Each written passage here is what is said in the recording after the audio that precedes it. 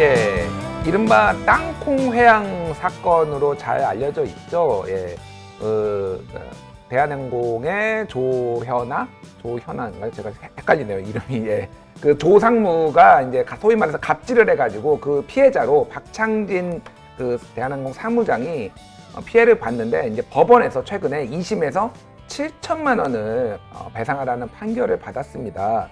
그래서 1심은 2천만 원이어서 5천만 원이나 늘었다라는 보도가 나와서 이게 적은 금액이냐 많은 금액이냐를 가지고 또 이제 뭐 이런 갑론을박도 있었어요. 그래서 저희가 직접 모시고 한번 그 얘기를 들어보고자 모셨습니다. 대한항공의 박창진 사무장님 모셨습니다. 안녕하세요. 네, 반갑습니다. 예, 저희가 호칭을 어떻게 하면 좋을지, 지금 뭐 대한항공에도 계시지만은 정의당에서 지금 또 활동을 하고 계세요. 네, 그렇죠? 현재 예. 제가 여러 가지 일을 하고 있는데, 예. 뭐 직장인으로서는 사무장이 맞고, 예. 또 노조 활동을 하고 있어서 지부장이기도 하고, 대한항공 노조 지부장. 네, 예. 그리고 또 정의당에서 특별위원회 위원장을 맡고 있어서 현재 호칭은 그냥 위원장이라고 불러주시면 좋을 것 같습니다. 예, 알겠습니다. 예. 정확하게는 국민의 노동조합 특별위원장으로 네.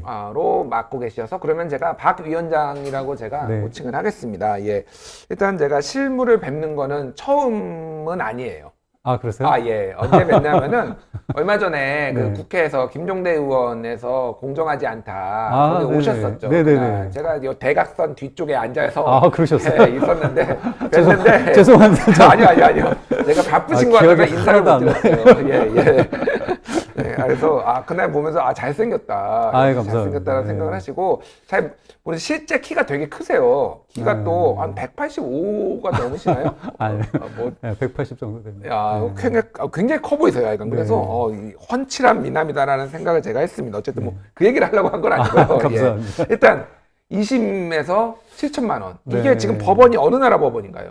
우리나라 법원입니다. 한국 법원이죠. 네, 그렇습니다. 예전에 미국에서도 뭔가 네, 미국에서 소송을 제가 하지 이제 예. 사건 1년 정도 지나고 나서 예. 소송을 제기했던 건 아니고 소송이 가능한지 미국 법원에서 이 일이 미국 영토 안에서 이루어진 일이니까 예. 한번 살펴봐 달라라고 이제 제기를 했고, 예. 그게 한 1년 정도 이게 검토 기간이 걸린 후에 미국에서는 이걸 이제 논의하기는 힘들 것 같다라고 해서 이게 각하가 된 사건이 각하가 있었고, 돼서 한국 법원에서는 진행이 됐고, 한국 법원 이제 그 사건 때 미국 소송 때 많은 분들이 비난이 좀 많았거든요. 돈 뜯어내려고 지금 하는 거 아니냐. 뭐. 맞습니다. 예. 예.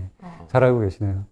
뭐 혹시 거기 한마디 남기신 거 아니시죠? 제가 혹시 제가 댓글을 남긴 게 있으면 빨리 지우도록 하겠습니다. 예, 죄송하고요. 예. 그래서 이제 우리나라에서 권력의 이제 불균형에 있는 약자가 피해 사실에 대해서 이런 보상을 주장하게 되면 이상하게도 우리 국민 정서가 이 피해자가 왜 피해에 대해서 그 보상을 요구하느냐. 예. 근데 사건은 없어지고 피해자의 욕심냄이 이제 남게 돼서 제가 좀 정신적으로 힘든 면이 있었는데, 그러게요. 그럼에도 예. 불구하고 지금 땅콩회항이 난 지 이제 5년이 접어들고 있는데 4년이 지난 시점에서 생각했을 때 여전히 반성하지 않고 있는 절대 권력의 자들의 행태를 볼 때 한번 변화를 요구해야 된다라고 해서 한국에서 소송을 제기하게 된 겁니다.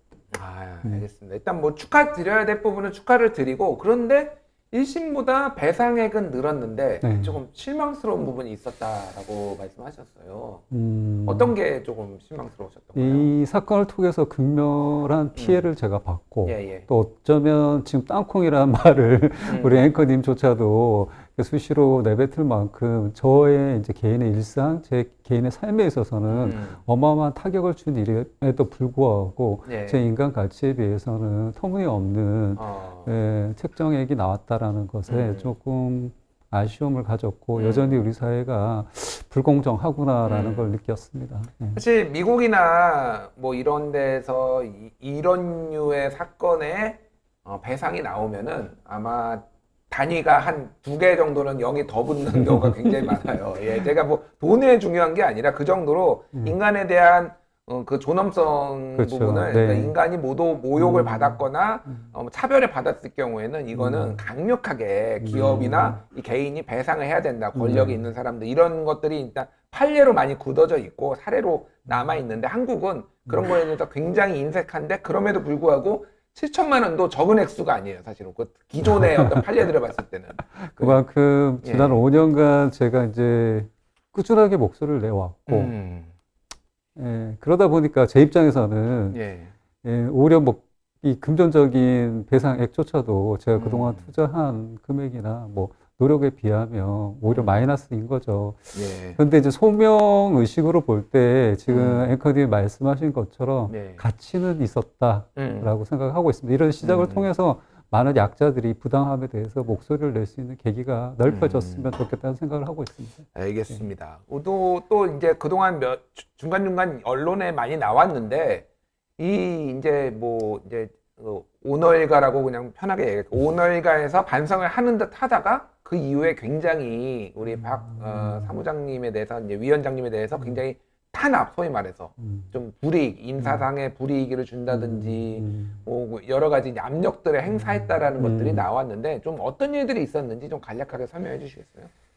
일단 이제 우리 사회에서 이제 직장인이 예. 그 조직을 상대로 어떤 이의를 제기한다는 게 또 내부 고발을 한다는 게 상당히 어렵다는 거 모든 국민들이 다 알고 계실 거라고 생각하고 있고요. 사실 대부분은 못 네. 견디고 그냥 퇴사를 합니다. 그래서 사실은 그래서 맞습니다. 저는 그거조차 정말 대단하다. 문제를 계속 제기를 하시면서 이 조직에 끝까지 남아서 활동을 하시는 것조차도 이거는 정말 한국 사회에 꼭 이거를 남겨야 되겠구나. 이렇게 활동을 하는 것도 가능하다라는 거를 남기고 좀 개인적으로 고초를 겪는 거는 안타깝긴 하지만은 좀 그렇습니다. 어쨌든 계속하는 말씀 계속 하시죠. 예. 네. 그래서 여태까지 이제 많은 수의 이런 일들에 직면한 피해자들이나 내부 예. 고발자들이 오히려 자신의 권리를 포기하는 게 일반적인 그 경향이었고, 예. 그게 우리 국민들 의식에도 박혀 있다 보니까 저같이 내부에서 생존을 하려고 노력하는 사람에 대해서 오히려 이상한 눈길을 가지게 되고 하는 문화도 생긴 것 같습니다. 그러나 그건 결코 건전한 사회 현상은 아닌 것이고, 예. 그래서 지난 뭐 2차 가해라든지 조직 내에 있다 보니까 조직의 규율이나 규제를 만드는 자의 입장은 네. 사용자 측에 있기 때문에 예. 그런 이제 제도나 규제를 통해서 소위 말하는 책상 빼기 시도를 많이 했죠. 책상 빼기. 예. 예. 그래서 그 자발적인 포기를 강요하는 일들 속에서 제가 버텨낸다는 게 상당히 힘들었고, 또 조직 내에 있다 보면 다수가 마음은 그렇지 않을지 모르지만 예. 사용자의 눈치를 보게 돼 있기 눈치를 때문에 보게 돼 그 있죠. 누구도 같은 편에 서거나 지지의 입장을 가져주지 않기 때문에 그 또한 힘든 일이었지만 그럼에도 불구하고 하나의 예외의 케이스를 만들어야 되겠다는 생각을 했고, 그래서 질기게 참아낸 것 같습니다. 정말 전 뭐 존경스럽다는 말밖에 감사합니다. 진짜 뭐 이런 거가 한마디로 약간 비겁한 방식인데 굉장히 인간적인 모욕을 주는 방식, 그리고 책상 빼기라고 하는데 진짜 왕따라고 하죠. 뭐 왕따를 시키는 방식이라든지 뭐 각가지 재벌 기업들이 하는 방식들을 저도 좀 알고 있는데 그게 진짜 못 견디거든요. 근데 여기에서 견디신다는 것만으로도 저는 대단하다라고 보고, 어쨌든 일도 꿋꿋하게 하고 계시고 네, 그래서 하고요. 그 노조 지부장을 하셨는데 지난 여름에 네. 광화문이나 이런 데서 집회도 좀 많이 하셨어요. 네. 그때 집회는 어떤 취지로 그 집회를 하신 건지 좀 설명해 주시겠어요?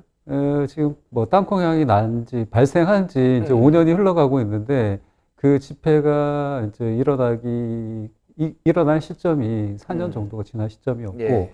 그때는 저도 이제 내부에서 가해지는 2차 가해라든지 직장 내 괴롭힘 네. 그런 걸로 인해서 더 이상 버티기가 힘들다라는 이제 정신적, 육체적 한계가 온 상태에서 뉴스에도 많이 보도된 것처럼 제가 네. 큰 종양이 머리 뒤에 나서 수술을 하고 회복을 하고 있는 상태에서 예. 그 조연아 씨의 동생인 조현미 씨가 조현미 물컵을 던지는 일이 발생해서 제2의 갑질 사태가 또 갑질이 있었죠. 네. 발생하게 됐고, 그걸 계기로 이제 뭐 저의 4년간의 투쟁이 작은 나비 효과처럼 날개짓이 돼서 사람들에게 이제 동요를 일으켰고, 우리가 더 이상 참고 있어서는 안 된다라고 해서 내부에 이제 모임이 결성됐고, 그게 이제 집회로 이어지는 과정에서 워낙 이 회사가 조직적으로 내부를 탄압하고 있다 보니까 신분의 위험을 느낀 다수의 동료들이 가면을 쓸 수밖에 없는데 그렇게 했을 때는 집회가 이루어지지 않기 때문에 저에게 좀 나서 달라라고 이제 요청이 들어왔고 그래서 아마 기억하고 계시겠지만 그 집회에서 유일하게 가면을 벗고 있었던 사람이 네. 저였고 예. 그럼에도 불구하고 잠깐만요. 저기 지금 자료화면 사진이 나가고 있는데 저게 그 당시 집회였던가요? 저게? 아니요. 저거는 예. 노회찬 의원님 노회찬 의원님 얼굴 사진입니다. 같아요. 그렇죠. 저게 지금 송건호 대학사진상의 공모전에서 최우수 그러니까 대상 1등을 한 사진인데 박창진 우리 위원장님 그 찍은 거예요. 저 이제 사진 뒤에 얘기들이 있는데요. 제가 조현민 물컵 갑질 사건이 났을 때 처음에 저희 내부는 아주 땅콩 향학 때와 마찬가지로 잠잠했습니다. 아무도 이 불이한 사태에 대해서 이야기하는 사람이 내부에는 없었습니다. 그래서 제가 병상에 있음에도 불구하고 약 일주일간 대한항공 본사 앞에서 개인 시위를 그러니까 집회를 했는데 그때 유일하게 뭐 유일한 건 아니었지만 정의당에서 저와 같은 행보를 해줬고 동행을 해주셨고 그때 노회찬 의원님이 방문을 하셔서 첫 번째 하셨던 말씀이 박창진 씨 힘내라. 당신 잘못은 없다. 이런 피해자들이 많이 이제 받는 2차 가해가 마치 이 사건의 본질은 가해자가 있음에도 불구하고 피해자들의 잘못인 것처럼 얘기하는 경우가 참 많은데 그 말씀을 하셔서 제가 참 마음에 응원을 받고 큰 힘이 됐었는데 얼마 후에 노회찬 의원님께서 불의의 일이 발생했고 그 이후에 이제 추도식에 가서 제가 그 슬픈 마음에 이제 눈물을 보일 수가 없어서 얼굴을 가리는 장면을 어떤 분이 이렇게 사진을 찍으셨고 그게 추도식이었군요. 저게 고 노회찬 의원 추도식. 저 사진을 찍은 분이 이승우 대학생 이승우 씨인데 저희 여기에 한번 나와서 대학생 토론을 한번 했어요. 이승우 씨가. 그리고 저희 회사에서 뉴스톱이라는 회사에서 인턴을 해서 제가 잘 아는 분입니다. 근데 어쨌든 인턴으로 끝나는 건가? 아직 이제 학교를 다녀야 되니까요. 일단. 졸업 안 했어요. 앞으로 잘 부탁드리겠습니다. 일을 굉장히 잘해요. 굉장히 잘해서 저도 깜짝 놀랐는데 사진을 잘 찍더라고요. 사진을 굉장히 잘 찍어서. 건실한 청년인 거 알고 있습니다. 그래서 정의당 이제 노회찬 의원 말씀을 하셨는데 정의당에 입당을 하셨어요. 어떤 계기로 정의당에 언제 입당을 하신 거고 어떤 계기로 입당을 정의당 당원이기는 이미 뭐 2017년부터 제가 당원이었는데 이번에 이제 특별위원장으로 영입 그 제안은 9월 달부터 이제 수차례 이제 오퍼를 받았는데 아시다시피 현재 뭐 정치 환경이 그렇게 누구나 하고 싶어하는 그런 환경이 아니다 보니까 저 또한 고민이 있어서 몇 차례 생각해 보겠다라는 유연한 거절을 드렸는데 마지막에 이 국민의 노동조합이라는 위원장의 타이틀을 가지고 오셔서 이미 당신이 가불관계에서 약자의 입장에서 이 사회 구조가 주는 모순으로 인한 불평등을 많이 경험하지 않았느냐. 그런 과정을 통해서 당신이 깨우친 바를 많은 소외된 사람들 또 노조조차도 만들지 못하고 자신의 노동권에 대한 주장조차 못하고 있는 사람들을 위해서 한번 같이 우리 정의당과 그 가치를 발현해보자라는 얘기를 하셨을 때 그러면 한번 내가 나에게 이런 소명이 주어진 것 같으니 더 이상 거부하지 말고 같이 나가보자라고 해서 정의당에서 활동을 현재 하고 있습니다. 그러시군요. 항상 응원을 하고요. 뭐 정의당 일단은 뭐 이제 뭐 정당이니까 그리고 뭐 이제 국회의원도 있고 그러는데 혹시 그러면 다음 총선에 뭐 출마를 하시거나 뭐 그런 계획은 잘 아시다시피 이게 총선에 나간다는 건 혼자 개인이 나가겠다고 해서 되는 것이 아니고 일단 당내 경선도 있어야 되고 그 당내 경선 또 국민들의 투표 이런 모든 것이 지지와 응원이 있어야 되는 일이기 때문에 제가 신뢰를 쌓고 그런 이제 정치인으로 발돋움한다면 아마 그런 기회도 오지 않을까 이렇게 생각하고 있습니다. 그러면은 뭐 이제 정치라는 거는 다양한 층위가 있고 꼭 국회의원만 정치라는 건 아니고 지금은 사실은 정치를 하고 계신 거예요. 근데 어떤 정치인이 좀 본인이 바라는 정치인의 상 어떤 정치인이 되고 싶으세요?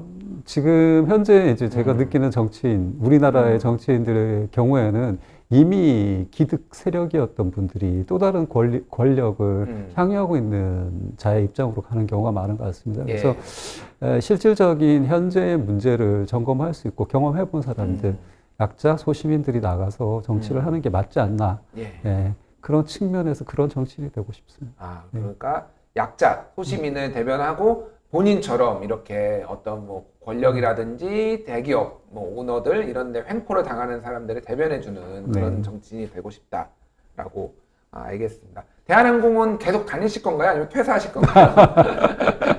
끊임없이 최선을 빼고 있기 때문에 언제까지 제가 지킬지는 모르겠지만 있는 동안 열심히 최선을 다하는 대한항공의 승무원 박창진으로 또 기억되고 싶습니다. 예, 알겠습니다. 저기 이 카메라 한번 보시고 저기 국민TV가 나오신 건 혹시 처음이신가요? 아니면 예전에 한번 나오셨어요? 다른 프로. 그래서 국민TV가 이제 미디어 협동조합으로 해서 국민들이 올바른 방송을 한번 만들어 보겠다라고 많이 염원이 돼서 만들어진 방송이에요. 그래서 저희 국민TV 시청자분들한테 한 말씀 해주시고 국민TV도 격려해 주시고 또 이제 당에 대해서도 한 말씀 얘기를 해주시죠. 제가 국민의 노동조합이라는 명칭의 특별위원장을 정의당에서 맡고 있는데, 이 국민TV도 또 국민의 힘으로 이렇게 활동하고 있는 좋은 방송인 것 같습니다. 같은 맥락의 이 국민이라는 것은 우리 모두의 표제, 우리 모두의 이름인 것 같습니다. 우리 모두가 함께 연대하고 목소리를 낼 때 이 사회가 바뀔 수 있다는 맥락에서 우리 국민TV도 많이 시청해 주시고 응원해 주시면 감사하겠고, 저 박창진도 많이 지지하고 응원해 주십시오. 네, 감사합니다. 훈훈하네요. 일단 제가 뭐 외모 뭐 이런 거 하는 평가하는 사람은 아닌데 잘생기고 봐야 되네요. 일단 무슨 말씀이신지. 훈훈합니다. 일단 화면이 훈훈해졌습니다. 감사합니다. 예, 알겠습니다. 항상 응원 드리고요. 또 다음에 기회 되면은 또 뭐 활동하시는 걸로 또 자주 불러주십시오. 자주 또 찾아뵀으면 좋겠습니다. 지금까지 대한항공 승무원이시자 정의당 국민의 노동조합 특별위원장인 박창진 사무장님과 대화를 나눴습니다. 감사합니다. 네, 고맙습니다.